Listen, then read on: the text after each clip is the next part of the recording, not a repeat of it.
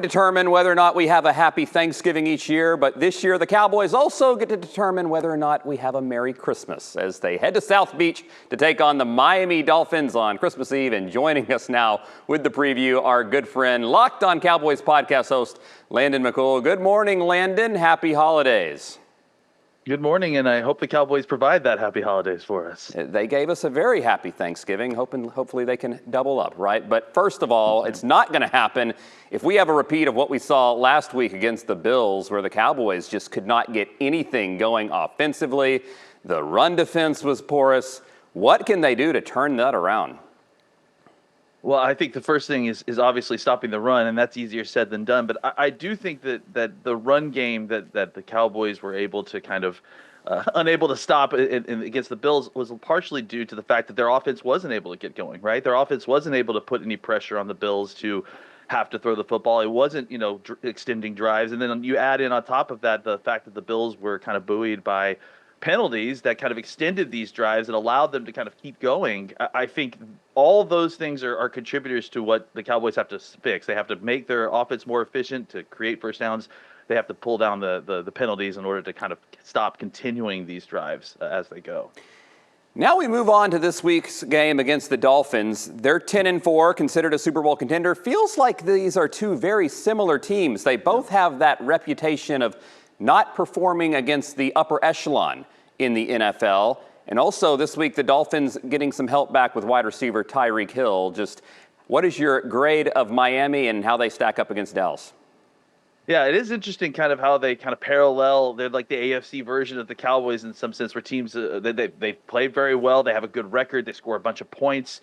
But there's this kind of nagging concept that they don't play well against winning teams. And obviously an immovable object is going to meet an unstoppable force here when these two teams play on Christmas. But I think that with Tyreek Hill back, their offense is going to get back to high-scoring ways. And for the Cowboys, I think that they need to find a way to kind of get going early. Because if Miami's going to find a way to score points, that's just what they do.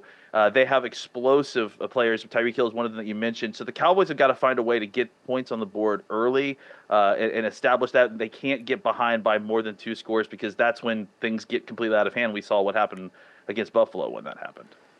And they are facing another good young quarterback, Tua Tagovailoa, playing really well this year. What can we expect from him Sunday? Well, with Tyreek Hill back, I think that Tua is going to be wanting to target him a lot again. Waddle obviously was another guy that was injured in last game, came back, played well against the Jets. I think for the Cowboys, they have to find a way to keep it all in front of them. They're going to have to play a lot of shell coverage. Even though Hill is dealing with an ankle injury, I think he will likely play. I don't think it's going to take anything off of his speed, so you need to watch that down the field.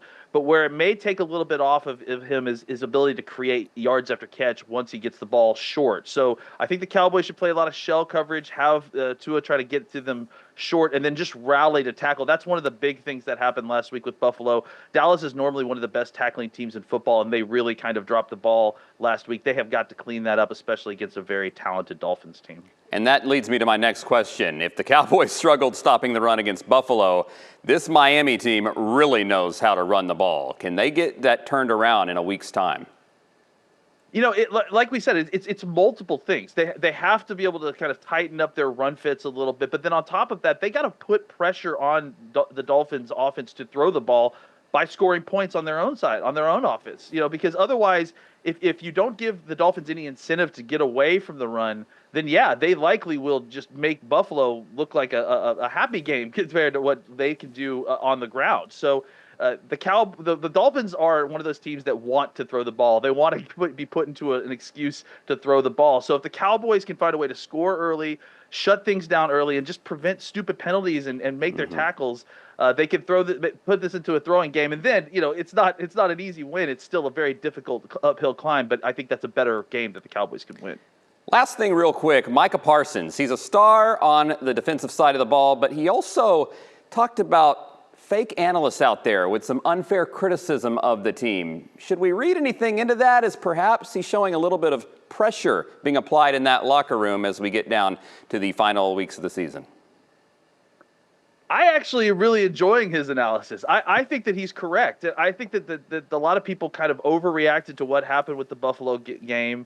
They're trying to talk about potentially moving him back to playing more off-ball linebacker, and I think that that's taking away from what makes Micah Parsons special. I think the Cowboys have a very good record. They've had a very good defense throughout the season.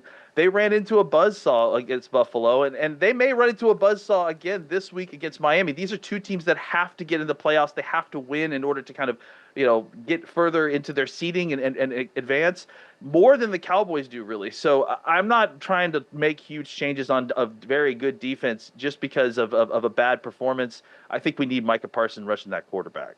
Okay, we give you the chance every week. Prediction, what do you got? I think this is a tough game for the Cowboys. I mean, again, going on the road against a team that's desperate to win, desperate to get into their play, not just to advance their playoff scene, but to get into the playoffs. Right now, the Dolphins have the wide range of outcomes from not making the playoffs to being the number 1 seed, depending on how these next 3 games go. So they're super important to Miami. I just think this could be a tough game for the Cowboys. I'm going to pick Miami to win 28-24, but I don't think that means that anything's out for the Cowboys. If the Eagles lose any of these 3 games, the Cowboys still can win the NFC East and get some home playoff games, so it's all still in front of the Cowboys. We got to root for the Giants a lot these last few weeks, huh? It's tough, but yes, I think we do. Landon, thanks for joining us. And a reminder, you can catch Landon with new episodes of Locked On Cowboys every day. Subscribe wherever you get your podcast.